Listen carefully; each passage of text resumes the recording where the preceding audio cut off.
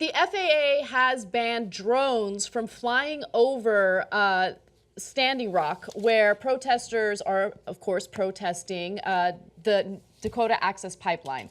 Now, why would they want to ban drones specifically? Why are authorities concerned about that? Well, the drones have shown footage of what's really happening, of the construction that's taking place overnight when it's not supposed to be taking place, of the law enforcement officials using brutality against the protesters as they stand there peacefully. Of course, there was footage of the water cannons being used, and the big argument that law enforcement used was, hey, you know, they were posing a threat to us, so we had to protect ourselves. But of course, the surveillance showed the exact opposite of that. Now, according to the FAA, they will be banning all aircraft except those flying in support of law enforcement.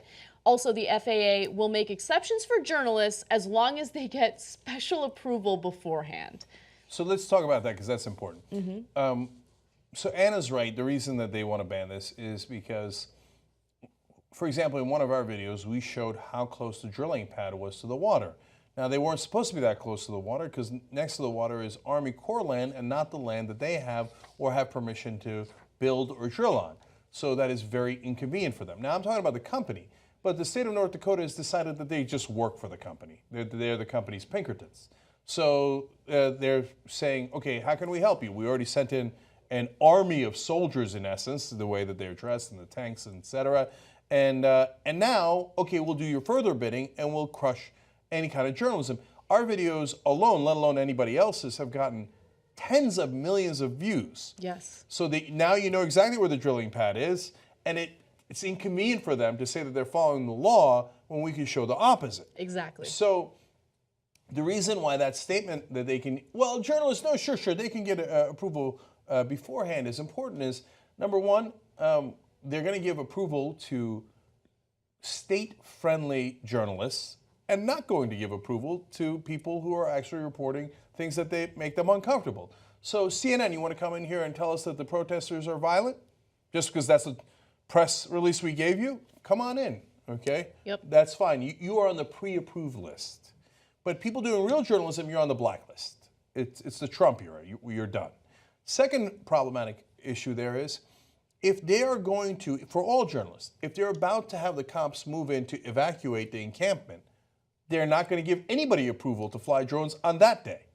And they're going to say, oh, no, it was a cold day, it was this, it was night, it was that. But nobody got pre-approval that day on the day that we did all of our violent actions. And that's how they kill journalists. That's exactly right. And so we'll see how it goes. But interestingly enough, there is a day when this ban is going to lift. And my prediction is they're going to do everything they can. And when I say they, I mean those behind, behind Apple and those behind the authorities are going to do everything they can to get the protesters out of there before this ban lifts. Drone videographers are not allowed to collect aerial video of the ongoing protest at the campsite until December 2nd when the ban lifts. So it's interesting to see what happens between now and then. Also, this is the second temporary flight restriction the FAA has placed over the area. The first was in late October in response to local law enforcement complaining that a drone pilot, quote, flew at a helicopter in a threatening manner. I mean, come on. Okay. A drone flew at a helicopter in a threatening manner. Okay. So here's what's actually threatening to them. One of the drones, for example, showed that, they claim, oh, the protesters are setting the fires or they're doing this or that. And the drone showed the exact opposite. And so when the drone footage disproved what the police were saying, they're like, God damn it, that is so inconvenient. We got to round up these drones. So this should be unacceptable in America. If a third world country did this, where they said, oh, only pre-approved journalists are allowed to tape public land, right? Or private land or federal land. Remember, the important part is the Army Corps of Engineers land that's on federal property, okay? And the state of North Dakota or in this case, the FAA comes in and goes, no, we don't want you stinking journalists in here, especially when we're about to do stuff. We'd say, what a banana republic. Look at that. You see that? Putin doesn't allow journalists. In the old days, Chavez, Castro, they don't allow journalists, right? And here, we ban journalism, and nobody notices. Nobody notices, exactly.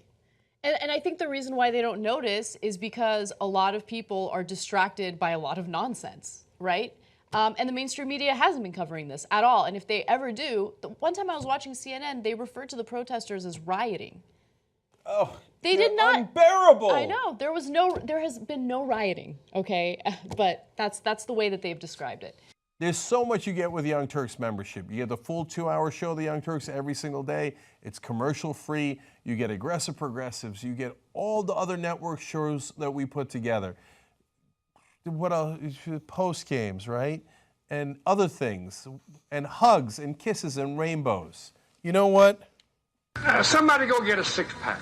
And let's all enjoy membership together. TYTnetwork.com/join.